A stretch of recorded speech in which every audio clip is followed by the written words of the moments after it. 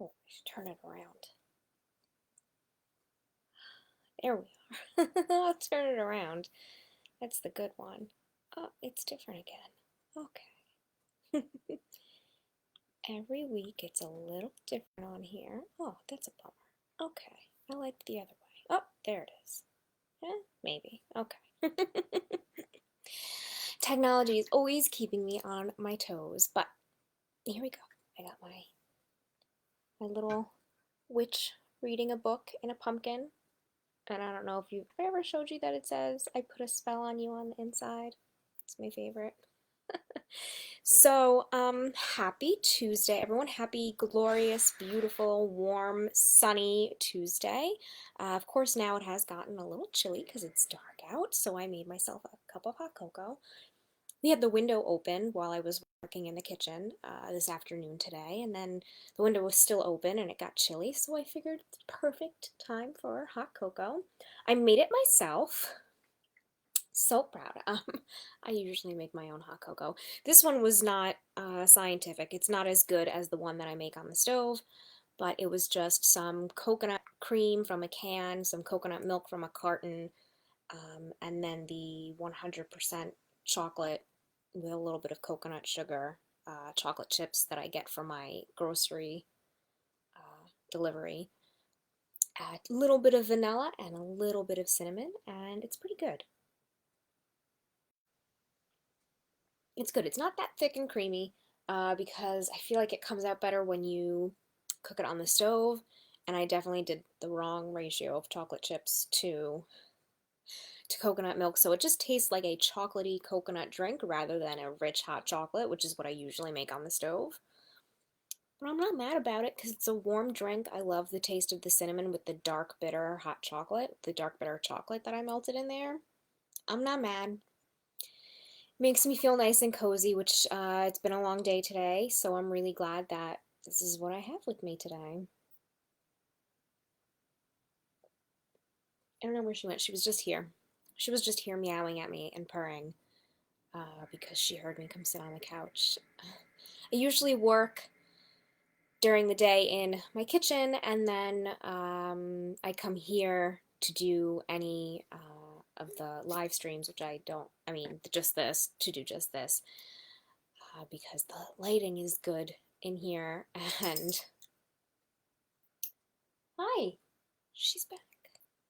And I'm more comfortable in here, and all of my books are over here, so when I talk about books, they're right here. Are you back? Mm-hmm. Mm-hmm. She's hungry. My other cat, the one that I used to have, you couldn't say the H word in front of her. She would lose her mind. She would get so excited if you said the H word. It was really, really cute. She would start meowing at you. Um, she doesn't, I don't know if she really knows that word. Are you hungry? Are you hungry? No, she's just staring at me. Do you want food? Mm-mm. This morning when I got up, she was starving. She goes through periods of not eating her food and then eating ravenously. Um, and she was very, very hungry. Past 2 days, she's been starving. And so this morning I was getting dressed and she was like Lassie. She kept coming to me in the room and I was trying to get ready to go. And she kept like, okay, circling around and running out the door and coming back and circling around and running out the door until she led me over. There she is, till she led me over to her sad, empty food bowl. Hello, pretty girl. We're going to talk about books. You can't have this, it's chocolate. Yeah. Mm-mm. Don't sit on the computer. Okay, so as I was saying last week, I was reading The Lost Apothecary. I finished it Friday, I guess. Really good. It's funny. I was talking to a friend about just books in general, and we were talking about um, the worst books where a woman gets back together with some guy who has treated her terribly, and how are those good books? How do we like those? How are we still accepting those in 2021? And And I said, I'm a little nervous. What if that happens with this book? I'm so nervous. The ending was semi-satisfactory. Yeah, hi. I mean, it just came out last week, so I don't know if anybody out there has read it yet. But can you, don't do that. If she were an inch closer, she'd be showing you her butt on camera. Hi. Um, but now it's her face, so it's okay. Allyssa and Licorice chat about books. Um, I would love to talk to somebody about the ending and to see if they would have done the same thing that the main character did. I would not have. You see yourself? See you're moving? Okay. Okay. There you are. She's my co-host today. Um, I would love to know if anybody would have done what the main character did. So the main premise of this book is it takes place in the 18th century and in present day, and the two characters that alternatively narrate the 18th. Thank you. See, look, she said you're gorgeous. She said you're gorgeous. I take that purring as a you're welcome, as a thank you, and she could say you're welcome, yeah, right? I do that all the time when people don't say thank you. I'm like, you're welcome, right? Is that a thank you? You're gonna lay down now? Okay. Um, See, thank you, Licorice. Everybody loves you. You have many adoring fans. Um, and so the two, one of them is the woman who is the apothecary, and another, the younger girl, um, works in a household and comes to use the apothecary services and and wants to basically become an apprentice, wants to stay there. She's afraid of the house that she's in. There's this whole thing because she doesn't understand a lot of stuff. Back then, people don't tell kids a lot of things. She's still like 12, I think. And in the present day, this woman finds an old apothecary bottle and starts to follow the trail and find out about these apothecary murders that happened in the 18th century. And, of course, the two stories go together. That's who it's about. Those are the 18th century apothecary murders. And so sometimes you find something out by reading it from the apothecary chapters, and sometimes you start to find it out by reading the present day chapters, and it's interesting how it comes together, where sometimes you'll be led on a cliffhanger and you have to read the next chapter from the apothecary to find out what actually happened, because you'll see the main character piecing it together, and then all of a sudden there'll be a cliffhanger and you have to go to the next chapter to see, like, well, what did she discover? What was the clue, or what was the thing that she found? And it says the main character is really into history, really into research. I think some of us, maybe myself, identify with that, following all of the breadcrumbs and the trails when you're trying to learn something. So I really enjoyed the book. It was quick. It was definitely an easy, quick read. It was entertaining. It was enjoyable. I don't know. I don't know how I feel about the ending. Not that it ended poorly, but just that I wouldn't have done it exactly the same way the main character did. But it was a good book. I really did enjoy it. The book that I'm reading right now is, I spoke about this before when it came out a few weeks ago, and I finally picked it up off the shelf. This is Chatter by Ethan Kross. And I only just started it. I got through the introduction and about half of the first chapter. But basically, the premise of this, the voice in our head, why it matters, and how to harness it. Basically, the premise of it is, when we have that internal monologue that's in our heads all day long, and how it's different for different people. And one of the main focuses, it seems, just from what I've read so far, is what happens when that voice goes wrong. And I think this is especially prevalent right now, when some of us kind of are in our heads all day long. And so it talks about different studies that have been done where people narrate their internal monologue outside, or they talk about it. Different psychologists and different doctors have kind of provided some research. Ethan Kross has delved into that research to kind of see how it's different for everybody and how they react to it differently. And In one case, a woman lost that internal monologue because she had a stroke, and how it was so alarming at first, but then also how she felt so calm and relaxed because her particular internal monologue, I can't remember, was um, just kind of driving her a little nutty. Like she was always busy, she was always stressed, she always felt like she had to go, go, go. And at first it was very alarming, especially because it was accompanied by a stroke. But um, then she said she just kind of felt good. She didn't have anything nagging at her in her head or anything making her thoughts race. And so it was very interesting to see the different perspectives. But yeah, a lot of the talk is about like what happens when it goes wrong. And I guess later in the book it'll go into I don't know if you can hear how loudly she's purring. She's a happy girl. It goes into, okay, so what if your inner monologue voice does get away from you and put you in an endless loop of negativity? How do you change that? If you know that that's where your inner voice goes, how do you flip it? How do you make it work for you? And it was just really interesting that apparently our inner voice, something about like in the time that it takes to do one State of the Union, our inner voice has done 300 or something to that effect, because our inner voice speaks so fast. We don't even realize how fast that inner voice is going. And I could probably hear her now because she's right on top of the microphone.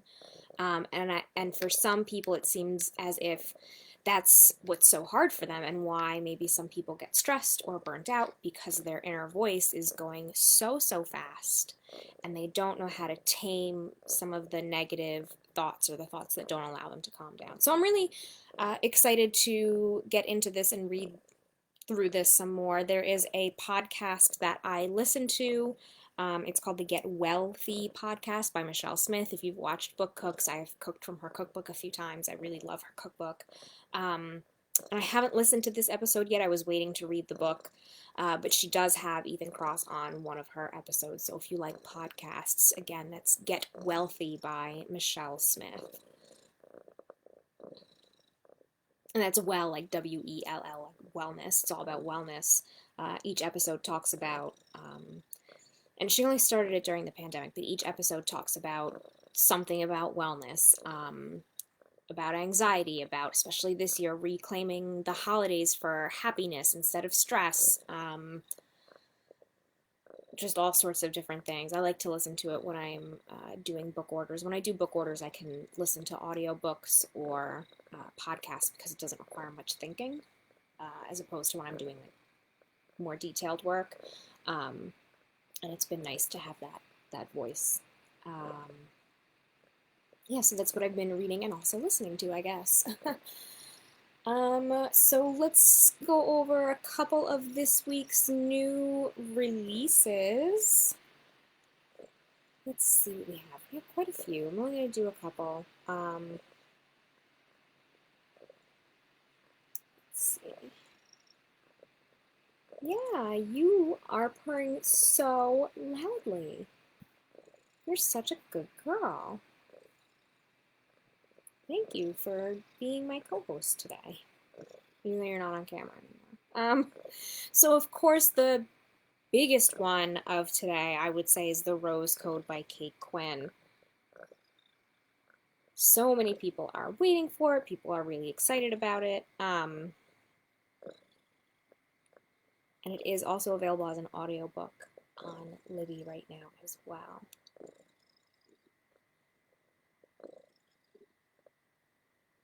Alright, where's the description? It's the story of 3 female code breakers in World War II, and the spy they must root out after the war is over. Yes, Susan, your copy is on the way. I checked your account, and there is a copy that is coming for you shortly. So I guess they must have sent it out this morning. I'm not sure. But there is a copy that is coming in your name. It will be on the shelves in a couple days. Let's see. 1940, as England prepares to fight the Nazis, three very different women answer the call to mysterious country estate Bletchley Park, where the best minds in Britain train to break German military codes. And that's a big thing right now is the code breakers. I think I talked about it last, did I talk about it last week? That when the Radium Girls nonfiction book, which I loved, by the way. It reads like fiction. It's very narrative. It's very easy to get through, but it is also, I mean, it's intense, very intense. But when that book came out, that whole Radium Girls thing was very popular. There were young adult books. I think there were some TV specials or movies or documentaries about it. Yes, yep, Surviving Savannah came out too. There's some good ones today. Oh, you have an autographed copy. That's so nice. I love getting autographed copies of things. They just treasure them even more. I am getting an autographed copy of Jenny Lawson's newest like essay memoir when it comes out in April. So I'm super excited about that. I love autographed copies of books. I cherish them. So yeah, so the code breaker thing is really big too. Things tend to go in trends, very interestingly how that happens.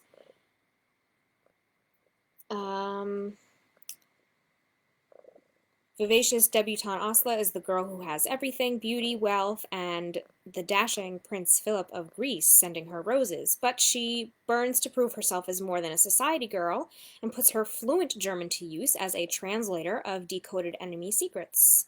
Imperious self-made mad, product of East End London and poverty, works the legendary code-breaking machines as she conceals old wounds and looks for a socially advantageous husband.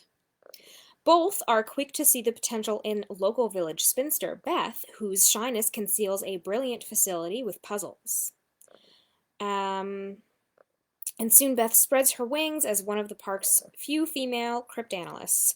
But war, loss, and the impossible pressure of secrecy will tear the three apart.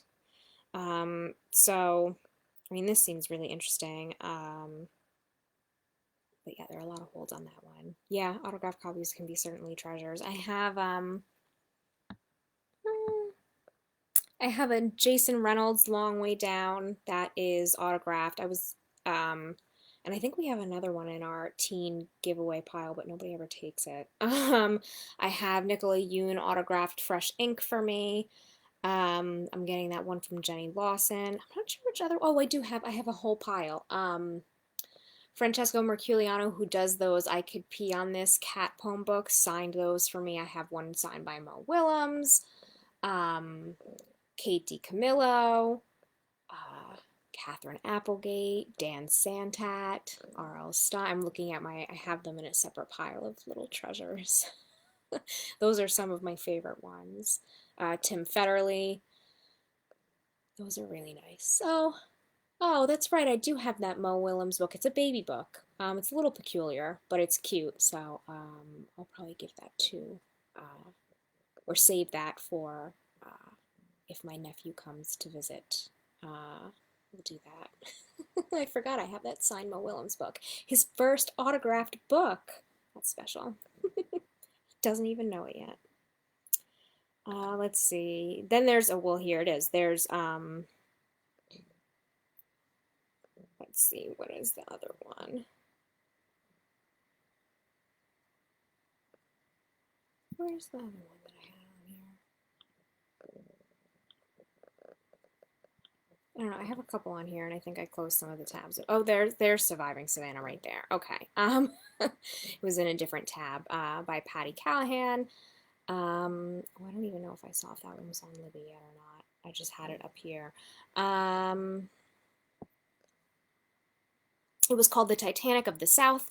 The luxury steamship sank in 1838 with Savannah's elite on board. Through time, their fates were forgotten until the wreck was found, and now their story is finally being told in this breathtaking novel from the New York Times bestselling author of Becoming Mrs. Lewis, which was also quite popular. I know I recommended that one to quite a few people. Yes, hello, thank you. Please don't lay on the buttons. Yeah, thank you. No, she's trying to play with my hand right now, and I don't have a toy to distract her. Just trying to play with my hand, but I'm doing the work. Don't lay on the buttons. Oh my goodness, do not lay on the button. We're having a sassy cat right now. Maybe she's hangry. Got it. No, I don't have a toy to distract her. This is inappropriate work conduct. I'm gonna report you to HR.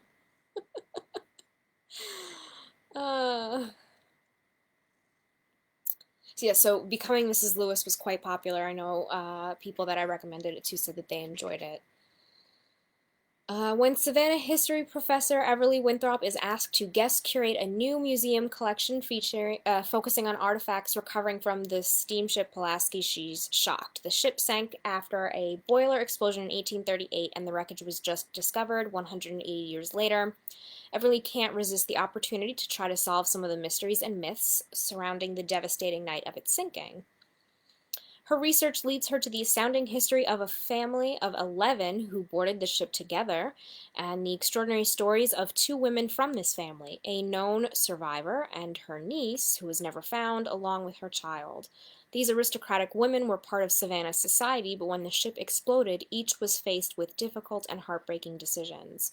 This is a moving and powerful exploration of what women will do to endure the face of tragedy, the role fate plays, and the myriad of ways we survive the surviving. So that's another one. Our copy is not here yet, but hopefully soon. Let's see what else. Which other ones did I want to share?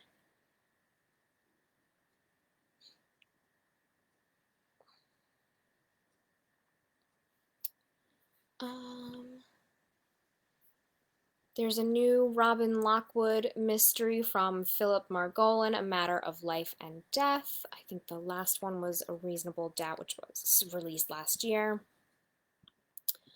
A new Donna Leone, which is a Guido Brunetti mysteries, which I think they all take place in Venice. The covers all are Venice, so I think they all take place in Venice. I haven't read any of them, sorry. But this one's called Transient Desires. Those are always pretty popular as well among our mystery fans. Oh, those are treasures from Kristen Hanna. Yeah, that's nice to have signed things from her. And then I know that, let's see, here's another one. Take a Hint, Danny Brown, and Get a Life, Chloe Brown by Talia Hibbert were quite popular in the last couple of years that they were released, and she has a new one out today. This is called Act Your Age, Eve Brown. They're quite popular. The newest rom-com, the flightiest brown sister crashes into the life of an uptight B&B owner and has him falling hard, literally. Let's see. Eve Brown is a certified hot mess. No matter how hard she strives to do right, her life always goes horribly wrong. So she's given up trying. But when her personal brand of chaos ruins an expensive wedding, someone had to liberate those poor doves, it says parenthetically. Her parents draw the line. It's time for Eve to grow up and prove herself, even though she's not entirely sure how. Jacob Wayne is in control, always. The bed and breakfast owner's on a mission to dominate the hospitality industry, and he expects nothing less than perfection. So when a purple-haired tornado of a woman turns up out of the blue to interview for his open chef position, he tells her the brutal truth. Not a chance. Then she hits him with her car, supposedly by accident. Yeah, right. Now his arm is broken, his B&B is understaffed, and the dangerously unpredictable Eve is fluttering around trying to help. Before long, she's infiltrated his work, his kitchen, and his spare bedroom. Jacob hates everything about it, or rather he should. Sunny, chaotic Eve is his natural-born nemesis, but the longer these two enemies spend in close quarters, the more their animosity turns into something else. Like Eve, the heat between them is impossible to ignore, and it's melting Jacob's frosty exterior. It's also available as an audiobook. So yeah, so it's 3 books that are about the Brown sisters, and so each one is different, but you see each character in each book a little bit, which is nice. I haven't read any of them. They've been on my Goodreads TBR list for a long time. One of my friends told me that she got her TBR list down to 100 books. I was shocked. I should open up and see how many mine is. It's bad. It's like 800? 851 on my to be read, my want to read list. And I mean, that's on Goodreads. On Goodreads, if you just kind of read a review, or especially me while I'm reading reviews in the catalogs for work, in the review journals for work, and I see one that I go, oh, this will probably be popular, or oh, this sounds interesting, I go on to Goodreads and I mark it as want to read, and here we are 851 later, and woof. Sometimes you forget, and every now and then you gotta go back and take a look. But yeah, there are a lot of popular ones on here. No, I read that one already. Why is that on my want to read list? I read it. Did it never go on as... I read the Southern Book Club's Guide to Slaying Vampires. See, this is why you have to go through your want to read list, because maybe there are things that you no longer want to read, or things that you read and it's not on there. I have to do it on the computer. It's easier to put a date on it on the computer. Oh dear, oh dear. But I also, no, I read that one too. Stepsister by Jennifer Donnelly. I read that one. That one was okay. I didn't love that one as much as I thought it was going to. That one is a young adult book. Came out 2 years ago? 3 years ago now, maybe? No, 2 years ago, 2019. And is like a Cinderella offshoot. There it is. It was okay. It was okay. It was an imaginative world that the author created. But it's about one of the ugly stepsisters. So this is like post, and this is from the original fairy tales. This is post hacking her foot apart to try to fit into that slipper. And there's a lot of magic, and it was interesting. It didn't capture my attention that much, so it was hard to get through. But I did read it. Goodreads. Oh no, I'm gonna have to go through my Goodreads list now. Oh dear. No, a lot of these I haven't read, though. Something is Killing the Children. I did read that. It's a graphic novel. The Lovely War. One of my friends just finished that and told me that I should read it. I did read What the Night Sings. That one came out a couple years ago. Anyway, you're not here to watch me look at my Goodreads list and go, I read that already. Let's see if I've got one more for you. I think that's all that I actually saved on here for today. Because there were a lot. Oh, don't forget, there is is Women's History Month. I did post on Instagram and on here yesterday just a couple. There are so many great books. How do you only choose a couple of books about amazing women, past and present, right? But there is a Women's History Month section here on Libby and also on Hoopla. Like this one, I like this one. Resist 40 Profiles of Ordinary People Who Rose Against Tyranny and Injustice.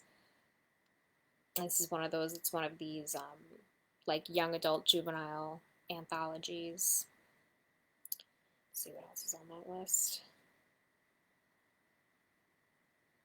Jacqueline Woodson, we love Jacqueline Woodson. A book about Sandra Day O'Connor. Jane Fonda's My Path from, What Can I Do? My Path from Climate Despair to Action is on here. Hidden Figures is on here. The audiobook has no wait right now.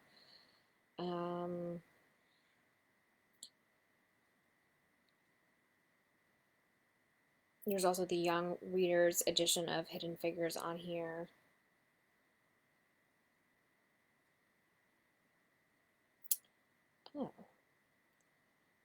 Steve Schenken, who does great nonfiction for young readers. Let's see if I can pull up any of his other books. Did Born to Fly, the first women's air race across America. That's available right now on Libby. What else did he do? The Notorious Benedict Arnold, Port Chicago 50, Bomb 1. Did it win a Prince Award? Really good. I recommend this one for nonfiction for teens a lot. It reads another one of those nonfiction that reads like a story, like the real people in history. They read like characters, and it's very easy to get engrossed, but surprise, you're reading nonfiction. Just covering the microphone, sorry. You don't have to lay on it. She's so difficult today, and I think that's probably a sign that we're done here for today. I just want to see what else is on here. This one sounds really interesting. It's by Jill Laporte's The Secret History of Wonder Woman. It's within the origin of one of the world's most iconic superheroes, hides a fascinating family story and a crucial history of feminism in the 20th century. This one sounds really, really interesting. I've seen it on a lot of lists.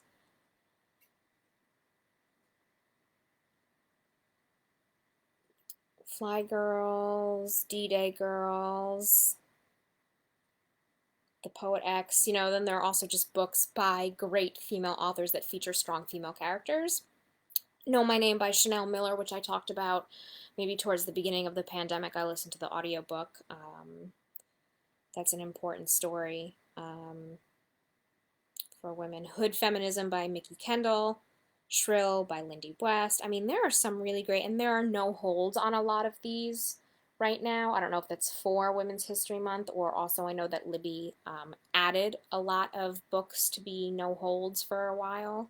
So there's some really great titles on here.